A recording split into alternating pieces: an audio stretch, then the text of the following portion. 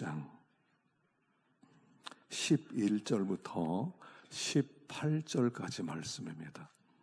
요한복음 20장 11절부터 18절까지 말씀입니다.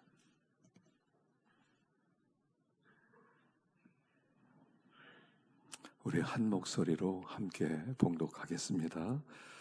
마리아는 무덤 밖에 서서 울고 있더니 울면서 구부려 무덤 안을 들여다보니 흰옷 입은 두 천사가 예수의 시체에 뉘었던 곳에 하나는 머리편에 하나는 발편에 앉았더라. 천사들이 이르되 여자여 어찌하여 우느냐. 이르되 사람들이 내 주님을 옮겨다가 어디 두었는지 내가 알지 못함이니이다. 이 말을 하고 뒤로 돌이켜 예수께서 서신 계신 것을 보았으나 예수이신 줄은 알지 못하더라. 예수께서 이르시되 여자여 어찌하여 울며 누구를 찾느냐 하시니 마리아는 그가 동산지기인 줄 알고 이르되 주여 당신이 옮겼거든 어디에 두었는지 내게 이르소서. 그리하면 내가 가져가리이다. 예수께서 마리아야 하시거늘 마리아가 돌이켜 히브리 말로 라보니 하니 이는 선생님이라는 말이라. 예수께서 이르시되 나를 붙들지 말라. 내가 아직 아버지께로 올라가지 아니하였노라. 너는 내 형제들에게 가서 이르되 내가 내 아버지 곧 너희 아버지 내 하나님 곧 너희 하나님께로 올라간다 하라 하시니 막달라 마리아가 가서 제자들에게 내가 주를 보았다 하고 또 주께서 자기에게 이렇게 말씀하셨다 이르니라. 아멘. 하나님 아버지, 이 부활절 저희들을 주님 앞으로 불러주셔서 감사합니다. 이 영광스러운 날 저희들이 은혜 받기 원합니다. 말씀을 들을 때 머리로 듣지 않게 하시고 마음으로 듣게 하시고 귀로 듣지 않게 하시고 성령의 감동으로 받아서 심령 가운데 놀라운 생명의 역사가 나타나게 하여 주시옵소서. 예수님의 이름으로 기도하옵나이다. 아멘. 하나님의 교회라고 하는 그런 이단에서는 안식일이 진짜 우리가 지켜야 될 그런 날이고, 주일날은 콘스탄틴 대제가 썬데이, 태양을 경배하고 숭배하는 그날 기독교인들도 함께 예배드려라. 그래서 지금 기독교는 타락한 종교다 이렇게 가르칩니다. 그래서 자기들이 진짜이기 때문에 안식일 날 진정한 예배를 드려야 된다 이렇게 주장을 합니다만, 우리가 이렇게 주일날 모여서 예배를 드리는 것은 옛날부터 무슨 콘스탄틴 대제가 태양 경배일에 함께 하나님을 경배하라 그래서가 아니라 이 주일날은 성부, 성자, 성령이 역사한 날입니다. 예수님이 부활한 날은 주일날이거든요. 그래서 주일날 부활하셨고, 그리고 하나님께서 신의 산에서 말씀을 주신 날, 그날이 주일날이었고요. 그리고 사도행전 2장에 보면 오순절날 성령이 임한 날, 교회가 세워진 날이 주일날입니다. 그래서 이 주일날은 성부, 성자, 성령이 함께한 날이기 때문에 우리가 모여서 경배하는 것이지, 무슨 옛날에 왕이 명령을 내려서 이 날을 지켜라 그래서 지키는 것은 전혀 아니라는 겁니다. 그것은 영적인 성경의 가르침을 이해하지 못한 무지의 소산인 것입니다. 혹시 그런 분들이 여러분들에게 전도를 하면 왜 우리가 주일날 이렇게 하나님께 경배를 하고 있는지를 분명히 말씀을 할 수 있어야 할 것입니다. 예수님이 주일날 부활하셨습니다. 그래서 모든 주일은 다 부활주일이에요. 이 부활주일 우리는 하나님을 경배하는 겁니다. 그리고 이 부활주일 우리는 주님께서 하신 그 놀라운 역사를 누리는 겁니다. 여러분, 이 부활절은 그냥 단순히 주님이 죽은 자 가운데 살아나셨다 하는 정도가 아니라 천지개벽한 사건입니다. 예수님이 오심으로 말미암아 BC와 AD가 나뉘어졌죠. BC는 Before Christ예요. 주님 오시기 전. AD는 아노 도미네, 그래서 주님 오신 이후 이런 뜻이에요. 그래서 예수님 때문에 구약과 신약이 나뉘어지는 겁니다. 구역사와 신역사가 나눠지는 겁니다. 우리가 주님을 만나면 인생이 주님을 만난 날 이후로 나뉘어지는 겁니다. 주님 만나기 이전의 역사와 주님 만난 이후의 역사로 나뉘어지는 겁니다.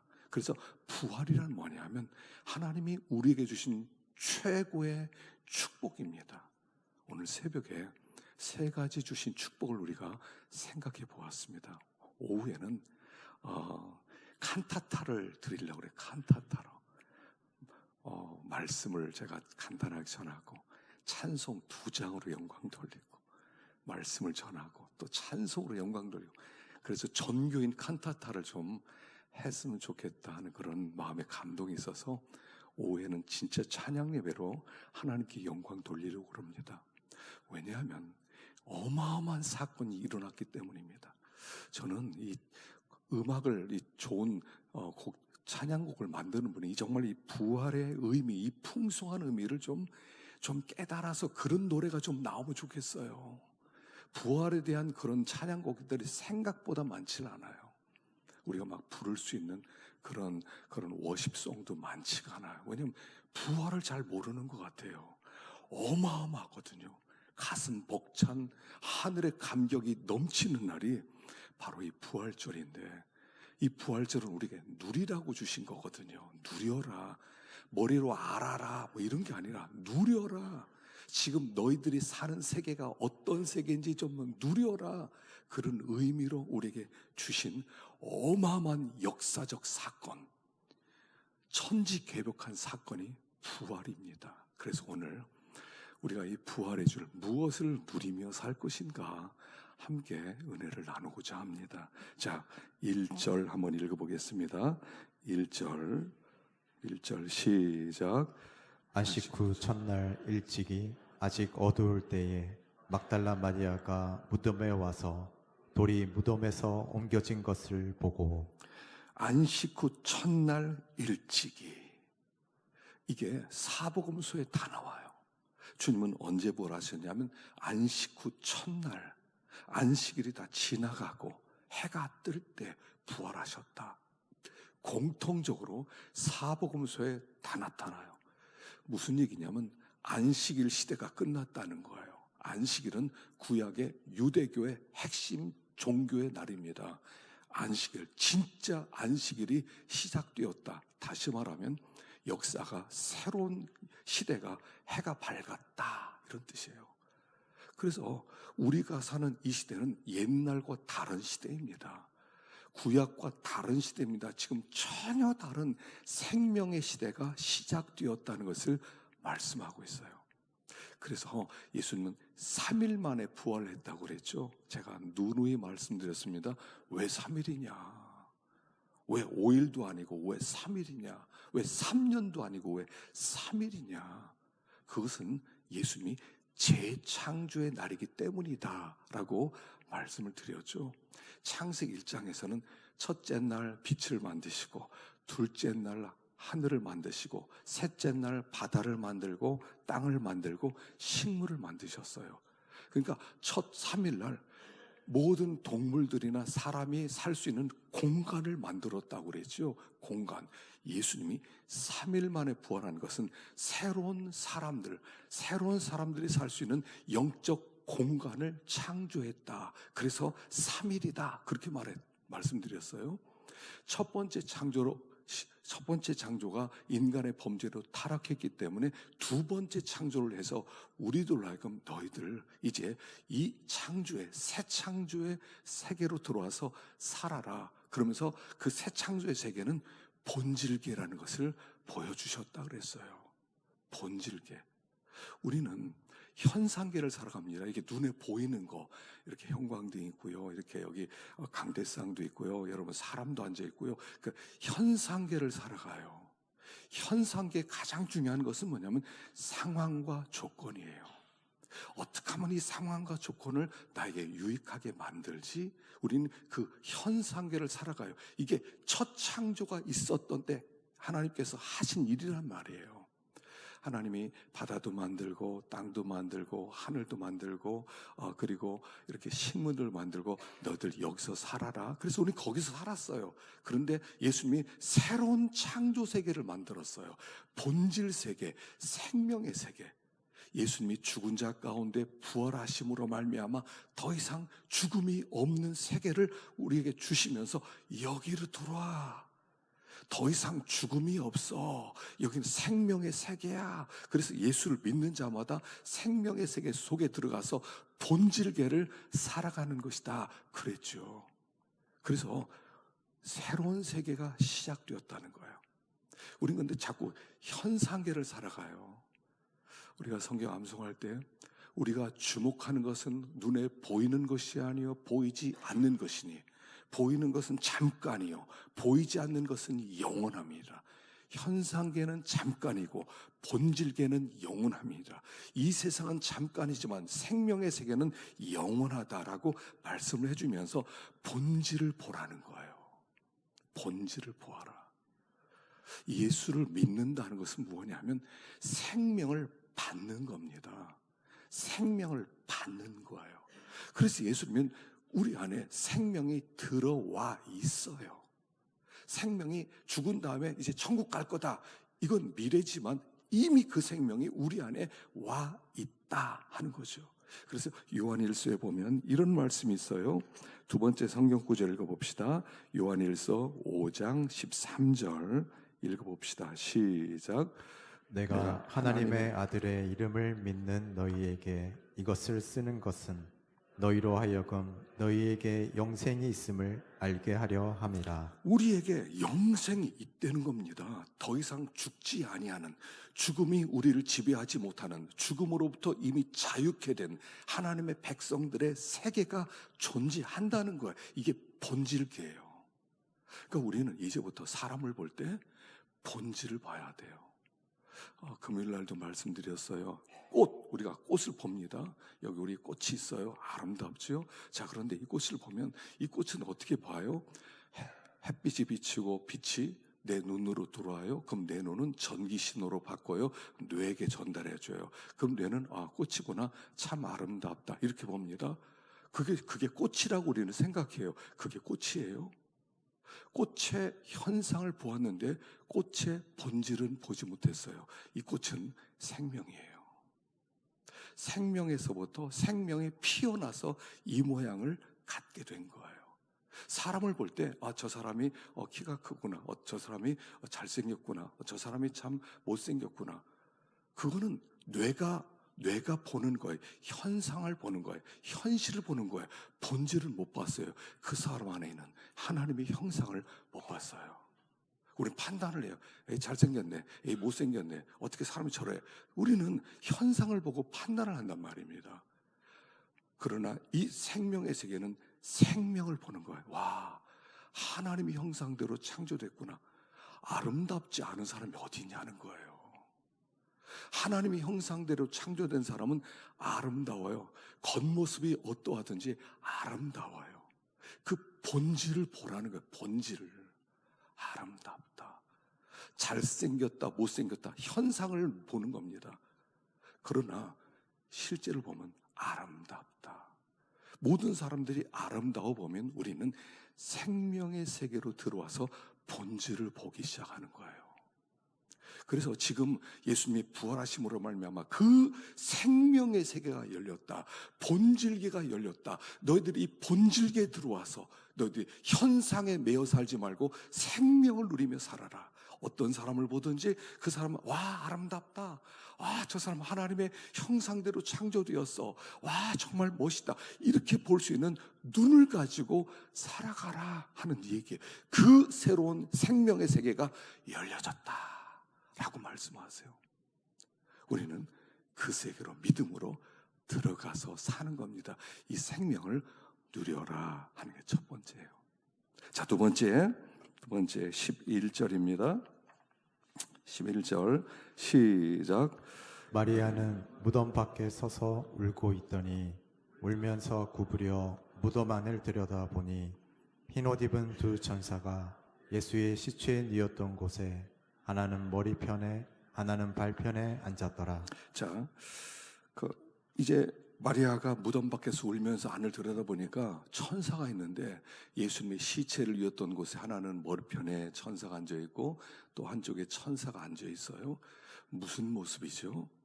속죄소의 모습이라고 그랬죠. 지성소에 들어가면 법궤가 있는데 법궤 뚜껑에 천사가 한쪽에 날개를 펴고 또 한쪽 천사가 날개를 펴고 이렇게 감싸고 있어요. 그럼 대제사장이 1년에 한 번씩 피를 가지고 그 가운데다가 피를 뿌리죠. 피를 뿌리면서 모든 사람의 죄를 속죄하는 속죄소라 한 말입니다. 지금 그 모습이에요. 예수님의 죽음은, 예수님의 시체에 누웠던 것은 천사 하나가 또 하나가 이루고 있다는 거예요. 그러니까 예수님은 화목제물이 되어서 하나님께 드려진 하나님의 제물이었다 하는 거예요. 그래서 그가 살아나왔다는 것은 하나님께서 우리의 모든 죄를 사하시고 그리고 예수님의 피를 받으셔서 우리에게 의를 주셨다 이런 뜻이란 말이에요. 그러니까 예수를 믿으면 이 부활이란 뭐냐면 나는 죄사함 받았다 이런 뜻인 동시에 또 한 가지는 하나님의 의를 받았다 이런 뜻이에요. 예수를 믿는 우리는 죄사함 받기 위해서 무엇을 해야 되는 게 아니라 이미 죄사함 받았고 우리는 의를 받았어요. 이미 의인이에요. 내가 죄가 많지만 의인이에요. 왜냐하면 예수님이 우리의 죄를 대신해서 다 죽으시고 그리고 부활하셨기 때문에 부활하신 그 의를 우리에게 나눠주셨어요. 그래서 의인이에요. 의란 무슨 뜻입니까? 완전하다는 뜻이에요. 여러분, 부모의 눈에 자식은 어떻습니까? 완전해요. 그 아이가 공부를 잘하면 완전하고 못하면 불완전합니까? 아이가 잘생기면 완전하고 못생겼으면 불완전합니까? 아이가 건강하면 완전하고 아이가 장애가 좀 있으면 불완전합니까? 아니에요. 부모 눈에는 완전해요. 모든 자녀는 부모 눈에 완전해요. 다른 사람은 뭐라고 하더라도 부모의 눈에는 내 자식은 완벽해요. 그게 의예요. 우리가 하나님 앞에 의인이에요. 의를 누리라는 거예요. 근데 이 세상에서는 자꾸 의를 얻으려고 그래요. 하나님 앞에 갈 때 우리가 이런 생각 들지. 내가 하나님 앞에 뭐라도 가져가야지. 뭐라도 해야지. 하나님 앞에 이거 했습니다. 그래 하나님이 그래 잘했다. 이럴 거 아닌가. 그래서 자꾸 뭔가를 하려고 해요. 그걸 종교라고 얘기해요. 종교. 종교는 뭐를 해야 되는 거예요. 뭔가 의를 만들어야 되는 거예요. 하나님 앞에 하나님 이거 갖고 왔습니다. 이걸 하고 싶은 거예요. 근데 하나님 너 어떤 것도 안 받아. 그래서 미가서 6장에 그런 거 있죠. 너희들 천천수양의 그 기름을 나한테 갖고 오랴. 너희 몸에서 나온 자식을 나한테 바치랴. 안 받아. 이렇게 말씀하잖아요. 여러분 가나안 종교가 있거든요. 가나안 종교의 클라이막스가 뭐냐면 인신제사였어요. 암몬족 속의 종교 중에 뭐가 있냐면 밀곰이라고 하는 종교가 있습니다. 밀곰. 이 밀곰이라고 하는 종교는 뭐냐면 몰렉이라고 하기도 하죠. 몰렉 또는 밀곰은 뭐냐면 자식을 바치는 겁니다. 그 밑에서 막 불을 태우고 그리고 그 상에다가 막 뜨거워졌을 때 자식을 올려놓는 거예요. 자식을 태워서 신에게 바치는 거예요. 그래서 신의 인정을 받고 싶은 거예요. 이게 종교의 핵심이에요. 여러분 종교란 무섭습니다. 다 바칠 수 있어요. 다 바칠 수 있어요. 가족도 바칠 수 있고 자식도 바칠 수 있고 돈도 바칠 수 있고 집도 바칠 수 있고 다 바칠 수 있고요.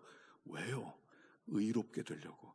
나 떳떳하죠? 하나님 받으실 만하죠? 대단합니다. 저 굉장히 의롭습니다. 이 의를 얻기 위해서 사람들이 노력을 하는 모든 행위들을 종교행위 이렇게 말하는 거예요. 종교예요 그건. 하나님은 우리를 뭐라고 하세요? 나의 사랑, 나의 누이, 나의 비둘기, 나의 완전한 자야. 우리가 무슨 완전해요? 우리가 그렇게 대단해요? 우리가 무슨 비둘기같이 순결해요? 근데 하나님 눈에는 나에게 의의 옷을 입혀주셔서 나의 완전한 자야. 그래서 아브라함에게 창세기 22장에 그 얘기를 하는 거예요. 아브라함아, 이삭 바쳐라 그러잖아요. 너 사랑한 독자 이삭 바쳐라. 그러니까 아브라함은 그 당시에 이렇게 생각했을 거라는 거예요. 아, 하나님도 저런 다른 종교에서 인신 제사를 드림으로 하나님이 그 의를 얻으려고 하는 것처럼 내 자식도 받으려고 하는 걸 알았습니다. 인신 제사를 드리려고 올라간 거예요. 모리아산에. 근데 모리아산에서 하나님 뭐라고 합니까? 바치려고 하니까 스탑. 아니, 네 제사 안 받아. 내가 너에게 의를 주마. 그리고 수양을 준비해 놓고 수양을 바치라고 하세요. 그리고 자, 의는 네가 만든 의 하나님께 도달이 안 돼. 내가 의를 너에게 주겠어. 이 의 받아. 그래서 아브라함이 그걸 믿으니 의로 여기시고 이렇게 말씀하는 거예요. 인신제사로 최고의 정성으로 최고의 노력으로 최고의 하나님께 흠이 없이 내가 뭔가를 드리겠습니다. 하나님 너 가져가. 안 받아.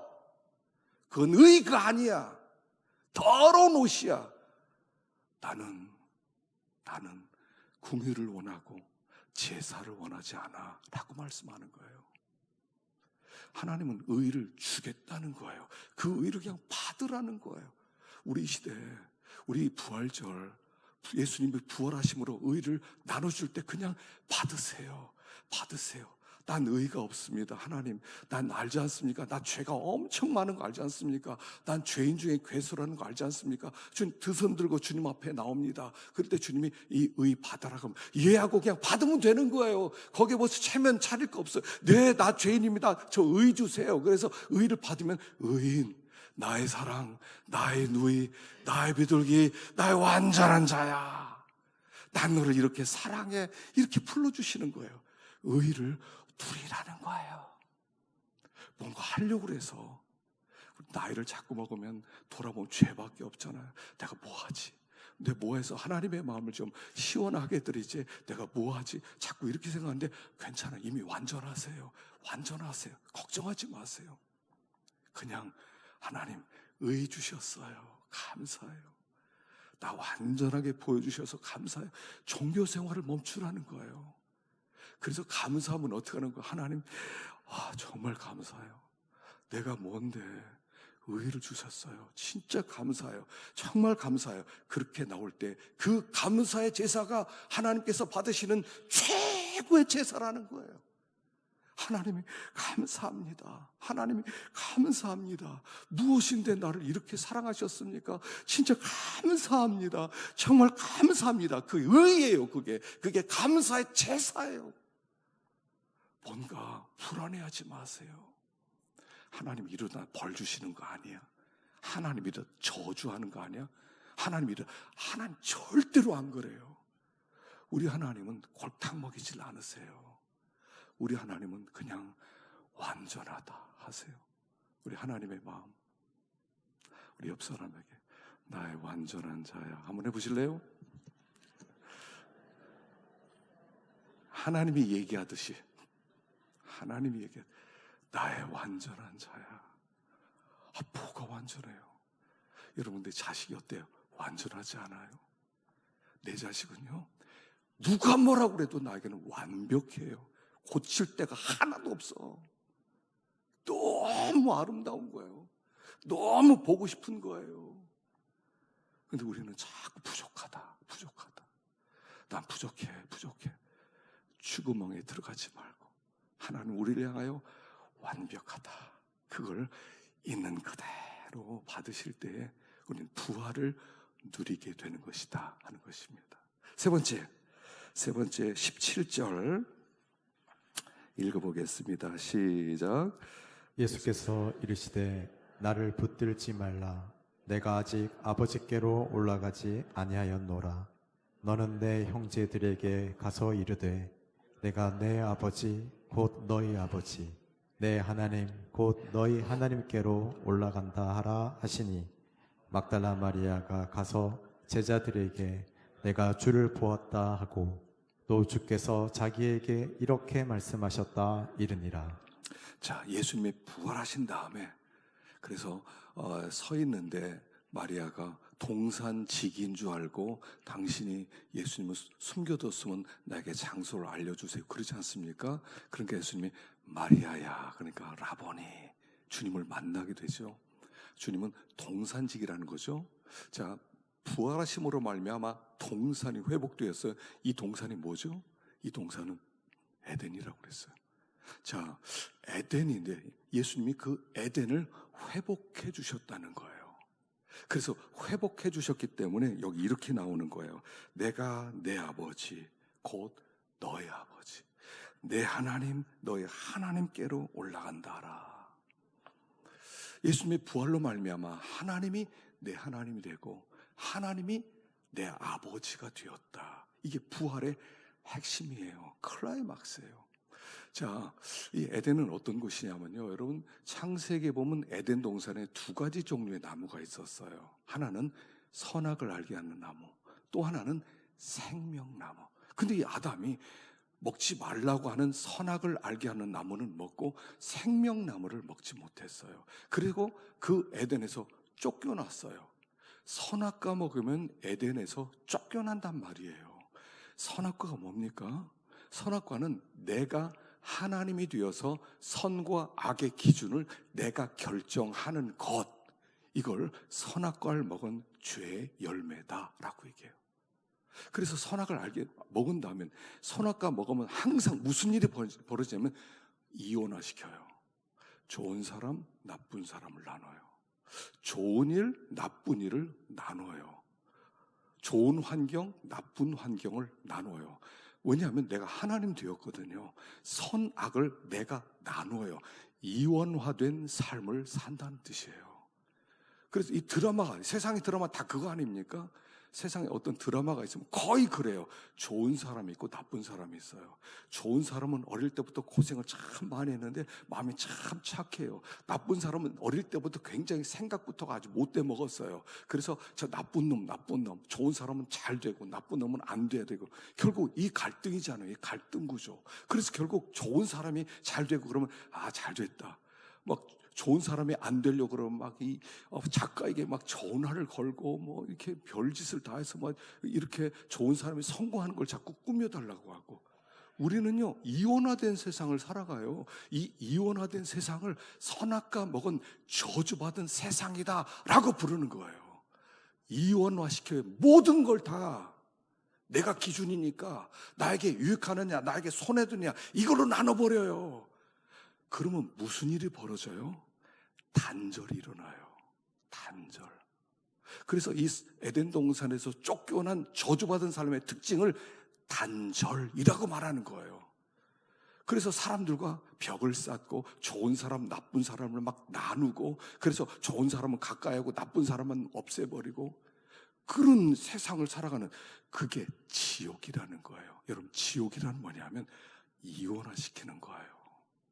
이원화시켜요. 좋은 사람, 나쁜 사람을 자꾸 판단하고 나누어요. 근데 이 에덴은 어떤 곳입니까? 생명나무를 먹으면 거기에는 하나 돼요. 우리가 말씀한 것처럼 아담에게 하와를 데려오니까 뭐라고 합니까? 뼈 중에 뼈요, 살 중에 살이라. 자, 이거 한번 읽어보겠습니다. 창세기 2장 23절. 창세기 2장 23절 읽어보겠습니다. 시작. 아담이 이르되 이는 내 뼈 중에 뼈요 살 중에 살이라. 이것을 남자에게서 취하였은즉 여자라 부르리라 하니라. 이러므로 남자가 부모를 떠나 그의 아내와 합하여 둘이 한 몸을 이룰지로다. 아담과 그의 아내 두 사람이 벌거벗었으나 부끄러워하지 아니하니라. 예, 이게 에덴의 삶이에요. 에덴의 삶은 당신은 내 뼈 중에 뼈요, 살 중에 살입니다. 이 얘기는 무슨 얘기냐면 당신은 나입니다, 이런 뜻이에요. 당신은 나입니다. 당신 없이는 나는 없는 겁니다. 당신 없이는 나는 살 수 없습니다. 이 고백이 있는 곳이 에덴이란 말이에요. 에덴이에요. 그래서 두 사람이 하나가 되어서 살아가는 그곳, 거기가 에덴이고 거기가 천국이에요. 그리고 두 사람이 그렇게 사는데 벌거벗었으나 부끄러워하지 아니하도다라. 살면서 수치스러운 일들이 있잖아요. 우리가 실수도 하고 넘어지기도 하고 부족한 것도 있고, 그걸 정죄하거나 비판하지 않고 그걸 덮어주고, 거기에서 마음 푹 놓고 자기의 모든 것을 내어놓을 수 있는 곳, 거기를 에덴 교회라고 부르는 거예요. 하나됨, 이 사랑이 있는 곳, 수치를 사람들에게 정죄하고 비판하고 흉보는 게 아니라 다 덮어주고 없는 것처럼 벌거벗었으나 부끄러워하지 아니하는 그런 곳, 거기가 에덴이에요. 지금 우리가 사는 세상은요, 가정도 병들었어요. 부부 사이에도 서로 병들었어요. 부모와 자녀 관계도요, 받아주지를 못해요. 너는 너, 나는 나야. 나누어져서요. 단절 속에서, 저주 속에 살아간단 말이죠. 근데 주님이 부활하심으로 말미암아 나의 아버지, 너의 아버지, 나의 하나님, 너의 하나님. 이제 우리는 다 아버지 안에 형제라는 거예요. 우리 다 형제들이 되었어요. 그러니까 형제들이니까 하나라는 거예요. 하나. 그래서 이 부활을 누린다는 것은 뭐냐면, 우리 주님께서 나의 아버지, 너의 아버지, 나의 하나님, 너의 하나님, 이렇게 불러주신 그 하나님의 그 고백대로 서로가 서로를 형제로 대해주고 형제로 받아주는 거예요. 거기가 에덴이고 거기가 천국이에요. 생각해 보세요. 부부가 서로 싸운 적이 있으시죠? 여러분 며칠 동안 견뎌보셨어요? 뭐 어떤 사람들은 한 달도 버텼다고 그래요. 이건 미친 사람입니다. 어떻게 부부가 싸워서 한 달을 견딥니까? 전 일주일은 해봤어요. 죽는 줄 알겠더라고요. 죽겠더라고요. 나중에 항복하나, 알았어, 잘못했어, 내가 잘못했어. 여러분, 부부가 싸워서 서로 등 대고 자면요, 세상 지옥도 이런 지옥이 있습니까? 자식이 나 집 나갈래요. 나 아버지 안 할래. 아버지 안 부를래. 가보시면 그럼 편안하게 잠이 옵니까? 그 지옥이에요. 단절은 지옥이에요. 사람을 나누는 건 지옥이에요. 이 상황, 좋은 상황, 나쁜 상황 나누는 건 지옥이에요. 우리 하나님이 모든 것을 축복으로 주셨어요. 고생스러운 환경이 있을 뿐이지 그 환경이 나쁜 환경은 아니란 말이에요. 그 환경을 통해서 하나님 뭔가를 깨닫게 해주시고, 그 환경을 통해서 본질을 보게 하시고 더 큰 여호와 일의 축복을 주시려고 하는 것이지, 어디 좋은 환경이 있고 어디 나쁜 조건이 있어요. 자꾸 우리는요, 이건 좋은 거야, 하나님 이 환경 빨리 바꿔주세요. 하나님이 복으로 주신 환경인데 뭘 바꿔달라고 그래요. 좋은 거예요. 우리는 그래서 다 감사해요. 그게 범사에 감사하라. 모든 것을 통으로 보라는 뜻이라고 그랬죠. 범사란 통이란 뜻이라고 그랬죠. 어떤 환경이든 나에게 무조건 좋은 거예요. 어떤 사람이든 나에게 유익한 사람이에요. 그렇게 받아들이는 거예요. 그래서 에덴의 삶은 더불어의 삶, 에덴에서 쫓겨난 사람은 단절의 삶. 그래서 마태복음의 핵심 중에 하나가 18장 20절, 두세 사람이 함께 모인 곳에 나도 그들 중에 있느니라. 두세 사람이 살아가면서 당신은 내 뼈 중에 뼈요 살 중에 살입니다라고 고백하는 그곳에 내가 임재하여 하나님 나라가 되게 하리라 라고 말씀하는 거예요. 단절은 저주, 연합은 천국이에요.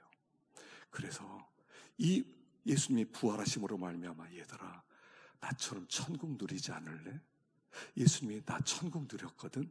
이 땅에서 하나님과 나는 하나였어. 너희들 다 떠났지 하나님 나를 떠나지 않으셨어. 나는 하나님과 늘 하나였어. 야, 우리처럼 너희도 좀 하나가 돼봐. 너희들 그 천국 좀 누려봐. 조건에 환경에 맞춰서 막 사람들 판단하고 분별하고 이러지 말고 너희들 하나 되어서 살아봐. 거기가 천국이란다. 이거 내가 너에게 줄게. 이게 부활이에요. 부활이 주는 은총이에요. 그러니까 여러분, 뭐 사람 나누고 뭐 그래서 뭐 이익이 뭐 있어요? 사람 욕해서 나에게 오는 이익이 뭐가 있어요? 아무것도 없지. 그러나 연합해서 서로 사랑하고 품어주고 덮어주고 얼마나 좋아요. 얼마나 자유로워요. 얼마나 행복해요. 예수 안에서 행복을 누리는 삶, 부활해 주는 축복이에요. 우리는 다 형제입니다. 자, 우리 옆 사람 마지막으로 인사합시다. 당신 때문에 행복합니다. 한번 해봅시다.